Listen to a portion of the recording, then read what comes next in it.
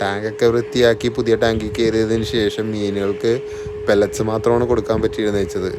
Separate ആയി കിടന്നിരുന്ന വെച്ചപ്പോൾ ഇതുങ്ങൾക്ക് ലൈവ് ഫിഷസും ലൈവ് ഫുഡുകളും കൊടുത്തു കഴിഞ്ഞാൽ പഴയൊരു നേച്ചറിൽ അഗ്രസീവ് നേച്ചർ കാണിക്കുന്നുണ്ടായിരുന്നില്ലല്ലോ. അപ്പം ഞാനത് നിങ്ങളുടെ സ്വഭാവം മാറിയോ എന്നറിയാനായിട്ട് അക്വേറിയം ഷോപ്പിൽ പോയി കുറച്ച് ലൈവ് ഫിഷസിനെ വാങ്ങിച്ച് നേരെ കൊണ്ട് ടാങ്കിലിട്ട് എന്നെ അത്ഭുതപ്പെടുത്തിക്കൊണ്ട് ഞാൻ കരുതി അതുങ്ങളുടെ കൂട്ടത്തിൽ കമ്മ്യൂണിറ്റി ടാങ്കായിട്ട് വളരുമെന്നാണ് കരുതിയത്.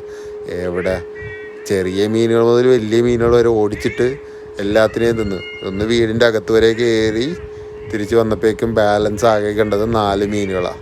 അപ്പം അതും തീർന്നിട്ടുണ്ടാവും. ഇനി ഇതിൻ്റെ കൂടെ ഇടാൻ പറ്റിയ മീനുകൾ ഏതൊക്കെയാണെന്നോ ഇനി അപ്പുറത്തെ 2 ടാങ്ക് വെറുതെ ക്ലീനാക്കാൻ കിടക്കുന്നുണ്ട്. അതിലിടാൻ പറ്റിയ മീനുകളും കൂടി ഒന്ന് കമൻറ്റ് ചെയ്യുക. നീ എന്നെ സപ്പോർട്ട് ചെയ്യുക, സബ്സ്ക്രൈബ് ചെയ്യുക, ലൈക്ക് ചെയ്യുക. Thank you guys.